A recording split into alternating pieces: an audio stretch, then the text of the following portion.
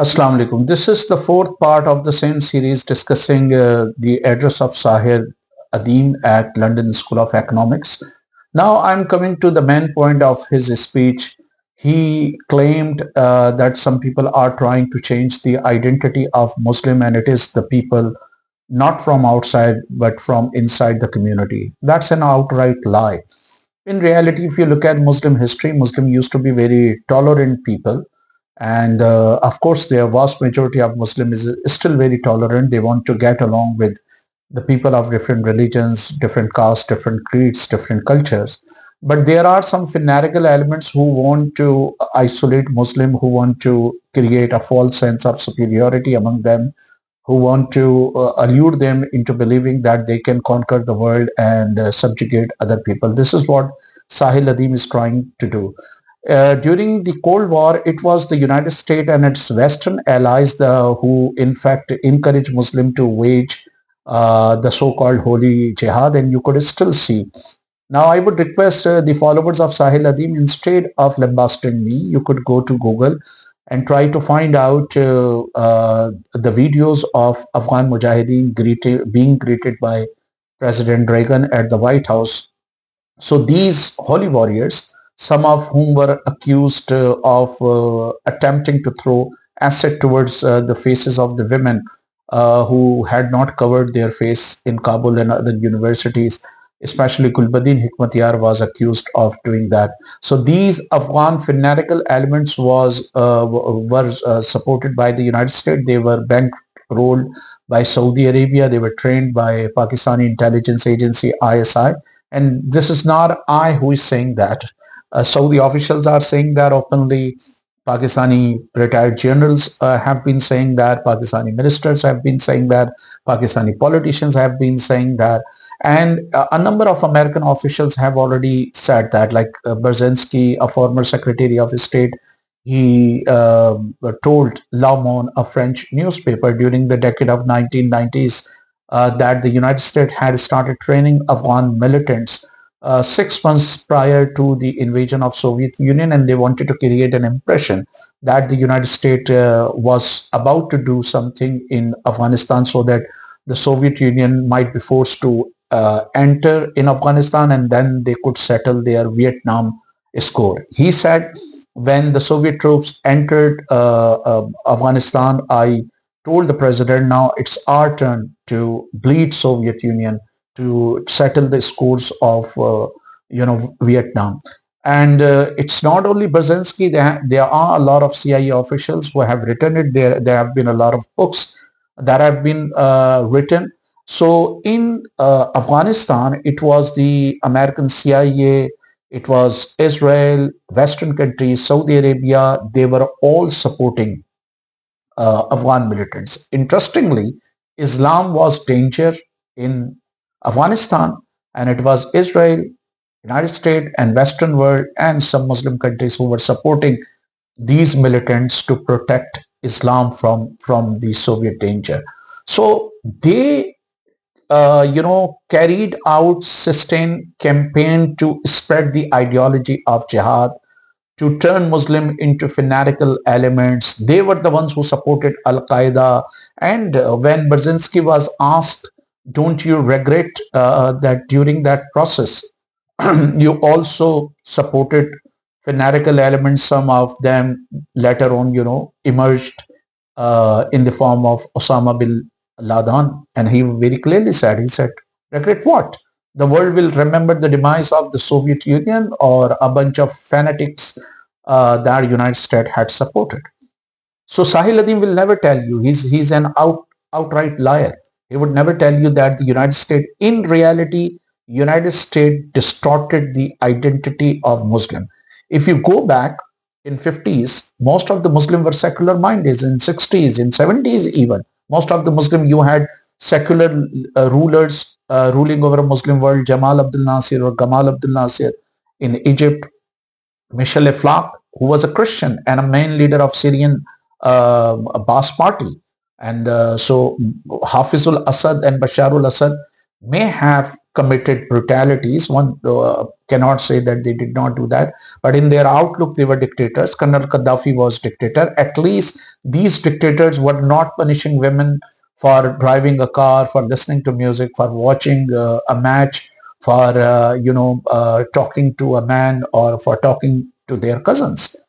The United States and the entire Western world, supported people like conservative rulers of Saudi Arabia, conservative rulers of Muttahida Arab Amarat, Kuwait, and other countries. They supported General Zia, who carried out Islamization. They supported other military dictators who were Islamists, like General Suharto. Not exactly, he was not Islamist, but he had the support of Mastumi party. So during the Cold War, the United States and Israel, they strongly opposed to secular nationalist leader, Arab nationalist leader, and and nationalist leaders elsewhere. So in Iran, they supported Ayatollah Kashani, who was a conservative mullah. In Egypt, they supported Ikhwanul Muslimin, or Muslim Brotherhood, that was opposed to Gamal Abdel Nasser. So were Israel, United States, and the Western world, especially France and the UK. In Indonesia, they supported directly or indirectly Mastumi. They helped General Suharto stage the coup. They helped Suharto carry out one of the biggest massacre of that time, with some statistics suggesting that more than 500,000 people were decimated in Indonesia in the bloodbath that was perpetrated by General Suharto. In the same way, they supported Afghan militants in Afghanistan, and I have already told you about General Zia. So it was these guys who distorted the identity of Muslim. There is a Pakistani columnist who has written a series in an English newspaper called This Was Also Pakistani, and he has shared the picture. In the same way, if you look at the picture of Kabul of 1960s, 1970s, 1950s, you won't believe. In the same way, if you look at pictures of Baghdad, Damascus, and Tripoli and Lebanon, you will find them completely different. In the same way, even Hamas was supported by Israeli intelligence. It's an open secret because the Palestinian Liberation Organization comprised different secular groups, with George Habash, who was a Christian. So Palestinian Liberation Organization had all type of Palestinian, Druze, Muslim, Shiite, Sunni, Christian, even some Jewish Arabs. They would also throw support behind Palestinian Liberation Organization. So in order to communalize the struggle of the Palestinian, Hamas was supported directly or indirectly by Israeli intelligence. So Sahil would not discuss these all things.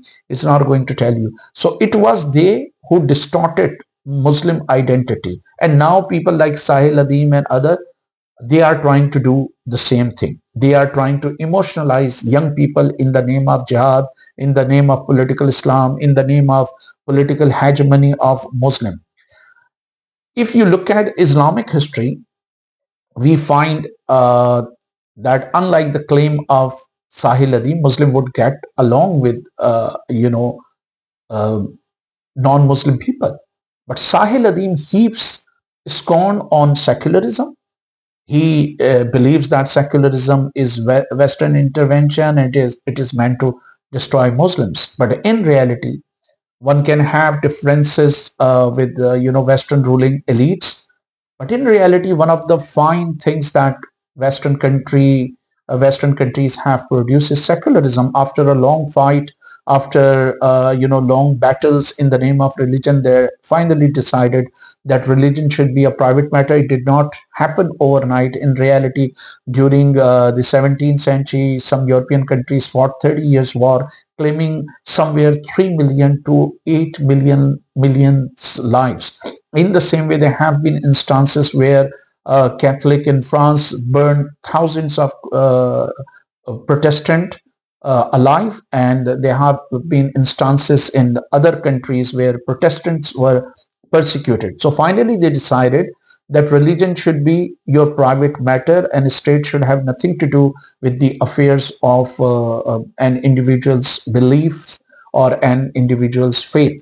But Sahil Adeem is strongly opposed to secularism. Muslims were not always there. During the Umayyad time, Abdul Malik, one of his chief advisors, who in today's time, if we compare his designation and its equivalence, so he would be some sort of prime minister, and he was a Christian. In the same way, in Baghdad, in the House of Wisdom, you had so many skeptics, agnostic, atheist, Jacobite, Maronite, Jews, Muslim, Christians working together in the House of Wisdom, translating. One of the top translators was a Christian. In the same way, in city-state of Al-Andalusia or southern Spain, there were some top officials who were Jews, and Muslim and Jews would get along, and they would carry out research. And in the same way, the Christian would also cooperate with Muslim. One of, again, the chief advisors was a Jew. So Muslims have always now been like that.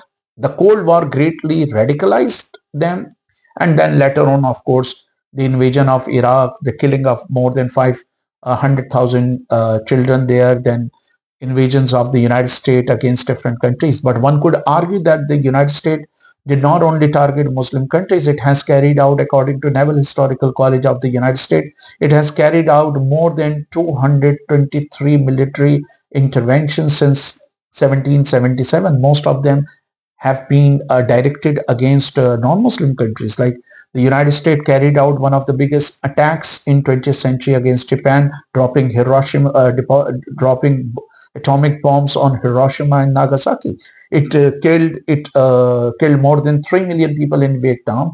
It is accused of killing millions of people in North Korea. They were not Muslim. Japan was not Muslim. Vietnam was not Muslim. It is accused of carrying out ruthless bombardment in Laos and Cambodia, killing over 1 million people. Again, the two countries are not Muslim.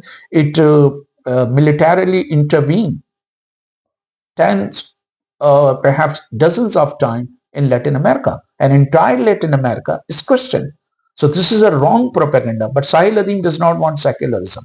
Okay, if he doesn't want secularism, the students who were attending lecture at London School of Economics, they need to understand that if Rishi Sunak has been the Prime Minister of the UK, it is because this is a secular country. In the same way, if Sadiq Khan is the mayor, this is a secular country. Imagine if Europe turns Christian. So if Sahil Adeem wants a religious government in Muslim countries, he would definitely want a religious government in non-Muslim countries. So what happened in 1492 in Al-Andalusia when Isabella and Ferdinand won and established a Christian government there? They kicked out Muslims who had been living there for more than 700 years, and the Jews as well, persecuting them first, asking them to convert to Christianity. Some of them did. They came to be known as crypto Jews, but others had to flee, who came to be known as Sephardic Jews. So this is what Sahil Adeem wants. Does he want over 40 million Muslims living in Western Europe and the Western world to be kicked out? Then Sahil Adeem would shelter them in his own house. In the same way, does he want Hindus to establish Hindutva or a religious government in India? And if Indian Hindus, extremist Hindus, relegated Muslim to the status of Shudar and Malich, or ask them to leave India, then Sahil Adeem will provide them shelter in his own house. Would he provide shelter to more than 190 million Muslims? Would he do that? Today, if you can see the offices of Tablighi Jamaat in London, in Berlin, in Rome, if you can see, World Islamic Mission offices in America and Canada, if you can see that Dawat Islami is operating, if you can see that Shiite groups are observing Ashura in different parts of Europe, it is because of secularism. If there is no secularism, if Europe becomes Christian, then Muslim will be kicked out. This is what happened, at least in history, right? Isabella and Ferdinand are the fine example. And then what we need to understand, what emerges in the name of religious state or religious government turns out to be a sectarian government. For instance, Iran is a religious government, but in their guardian council, you cannot find any non-Shiite. You cannot find any Barelvi, Deobandi, Wahhabi. During the time of Afghan Taliban in 1990s, they established a religious government, but in essence, it was a Deobandi government having no representation of Shiite or Deobandi or Barelvi or Wahhabi or Maliki, Hanfi, Shafi'i, So Hanafi, of course, they were also Hanafi, but I'm talking Hanafi Barelvi.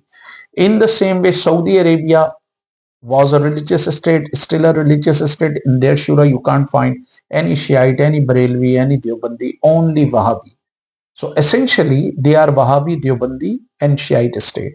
In Vatican City is a religious state, but in essence, you cannot find any Presbyterian, Calvinist, Lutheran, Jehovah Witness, Mormon, and other sect of Christianity. Only Roman Catholic is ruling over Vatican City.